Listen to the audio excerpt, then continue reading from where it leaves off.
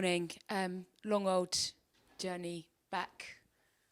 Not much sleep, I imagine, but a bit of time to reflect. And as you sit here now, are you any clearer in your mind as to why you didn't get to the levels you needed to in that semi-final last night?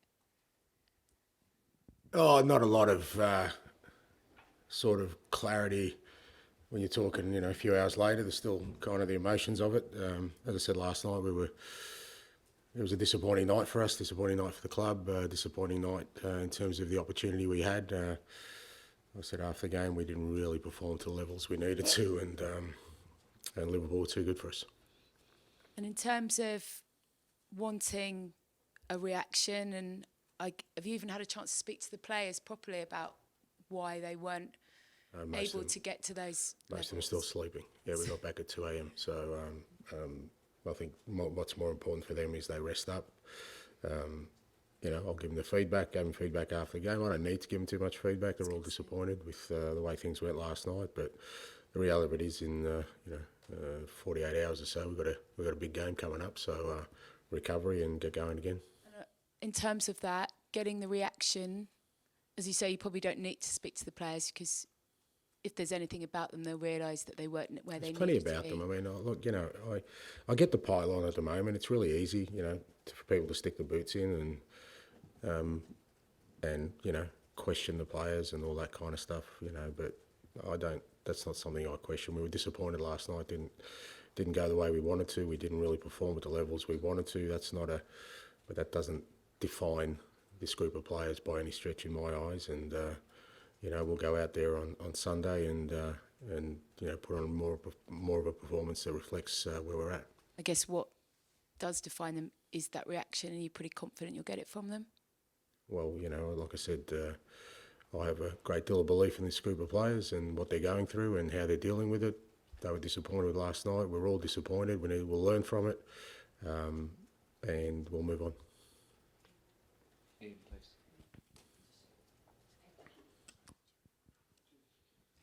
Hi, Ange, how are you? Yep. You mentioned there you get the pylon, the criticism. Do you have to take it all on your shoulders? No, it's not about taking it on my shoulders. As I said, as I said last night, it doesn't really kind of direct me in what I do and what I think. I said we're an easy mark at the moment. I get that. Obviously, making a semi-final is an absolute disaster because we didn't play well last night. I assume not making the semi-final would have put us in a better place. So, but that's the way people are kind of seeing us at the moment, and we're an easy mark, like I said. So when we have a disappointing night like we did last night, it gives opportunity for everyone to sort of go as hard as they can. That's fine. There's only one way to change that. That's with us. Just getting back out there and playing the football I know we can, and getting a result on Sunday. In the past, when that's happened to teams and they've been an easy target or there's been criticism from left, right and centre at them, they've used that as the fuel to go and prove people wrong, for want of a better expression. Is that what you'll do ahead of Sunday? No, because I don't know which people I need to prove wrong. I mean, like I said last night, it's irrelevant to me what other people's opinions are. People are on the TV and the radio and newspaper to give opinions. I respect that. They're allowed to do that, but that doesn't compel me. I don't have no obligation to listen to any of it, or, like, seriously, to get fueled by comments made by people I've never even met. I don't know how you live your life, but I certainly don't live my life that way. That's with all respect with the fact that they are there to give an opinion. That's fine, but it's not like I want to be successful here because I can go to these people and say to them, "Oh, look, you were wrong." I don't even know them. Why would I care where they think we're at? They're a million miles away from us, but they're allowed to have their opinion. Like I said, we're an easy mark at the moment, and look, after last night, there are times you just got to take it, keep your counsel, and atone for it in the way that only really matters, and that is with playing the football I know we can. And finally, with Sunday in mind, good thing that it's coming so quickly? Good thing or bad thing? Would you rather have had a week to get it out of the player system on the training ground, or good thing because you can throw them straight onto the pitch and say, right, come on? We're 48 hours away from a game. I would much rather have had 8 days to prepare like the other teams. Thank you. Hi there, Ange. I think you said it might have been 7 to 10 days ago that you were hoping to have this bunch of players back in 7 to 10 days. Is there a disappointment that none of them are available for such a big game? No, I didn't think anyone. I mean, we thought maybe Mickey was maybe a chance for Thursday. I didn't think this week. It was the start of next week where we're still hopeful we'll get at least 2, maybe 3 back for the Man United game. We've got 2 full weeks of training, which I think over these 2 weeks we'll get the majority of the players back with a bit of luck, provided we don't lose anyone else like we lost Richie last night. So, I knew this week was going to be a challenging week in terms of personnel because we just weren't going to get anyone back. So yes, there was no sort of disappointment anyone missed out. Just on Richarlison, I think we've spoken before about the fragmented nature of his time at Tottenham. Is it getting to the point now where it's maybe going to be kind of worrying for like the long-term future as well, because he just cannot get any kind of head of steam going? Yeah, look, it's disappointing for him, and it was obviously, again, he was emotional last night because he'd worked really hard to get himself back, but again, it's another setback. We're going to have to deal with. He's going to have to deal with, and hopefully get him back as soon as possible. One positive from the game, Kevin Danso, did he at least prove exactly why you kind of wanted to bring him in, played in your style? Yeah, I thought Kevin was really good. I thought Matis was good considering, we're sort of throwing him in a sort of difficult night. I'm sure they'll help us, and I'm sure they'll feel better after last night, getting that first game sort of under their belt and moving on from there. Hi, Ange. Do you feel like there's any extra pressure on Sunday's game because of the result last night? I think it's the same pressure. It's a knockout game, so you've got to get a result to progress. And had it gone any better last night, it wouldn't have made any difference to Sunday. It's still a game you have to win to progress, so pressure's the same. And given that Sunday's the last of a long run of Thursday, Sunday every week, basically for months, what does next week look like in terms of what's going to happen here? Well, look, we'll assess that after Sunday, but like I said, we know we've got 2 clear weeks.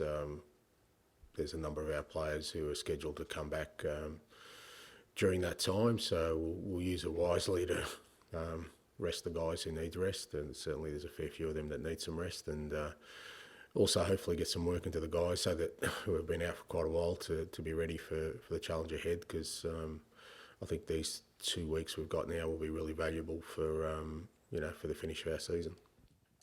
Hi, Ange. I appreciate you're going to defend the squad and you obviously got belief in the players, but last night didn't feel the first time some of the senior players in a big game have made mistakes or maybe not stepped up. Are you not sort of close to a point now with some of them where it's either time to move them on or you give opportunities to others if you have the options? Well, I don't know. I mean, opportunity to others. We're giving opportunity to everyone. No, I don't think you can be too harsh on it. I don't put any responsibility on the senior players last night. As a collective, we just didn't sort of tackle the challenge we had last night in the manner we needed to, and that's not the senior players. I think the senior players are carrying us through this in many respects because we have. I mean, there was I don't know how many players were kind of playing their first game at Anfield last night. So all these kind of things you try and prepare the group for, but I think it's fair to say we didn't handle the situation well, but that's not on the senior players. I've got no issue with the senior players, and we don't have that many out there, to be honest. So certainly they're trying as hard as they can, and I guess from my perspective, my role is to try and support and provide guidance so we can make amends for a poor performance last night. And I know you've always been consistent that you're never going to ask for time, and it's not going to be a 5-year project. You're 18 months into this kind of rebuild, and it feels like the squad is still quite far away from Liverpool. How kind of many transfer windows? How many months? How sort of long is it going to take you to bridge that gap?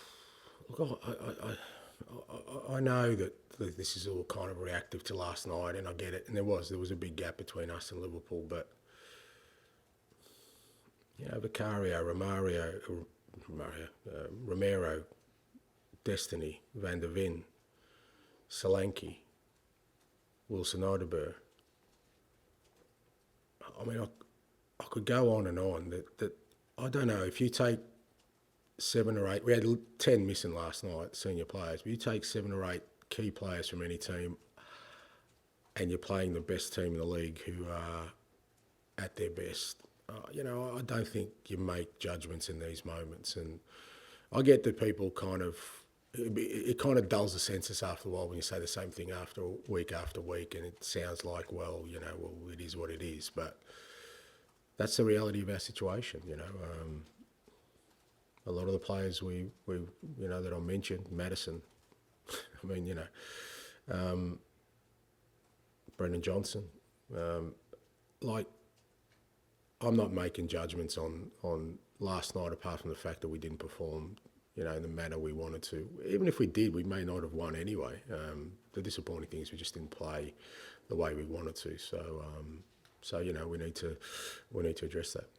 Yeah, that was going to be my final point. How important is it at Villa that you actually show more of kind of the sort of football that you have by and large played for the majority of this time, even with the injuries?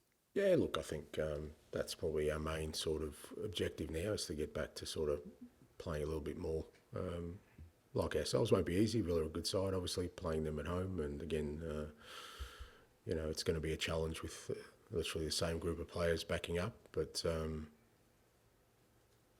know, there's an opportunity for us there, and you know, we want to make sure that we tackle that opportunity in the right way.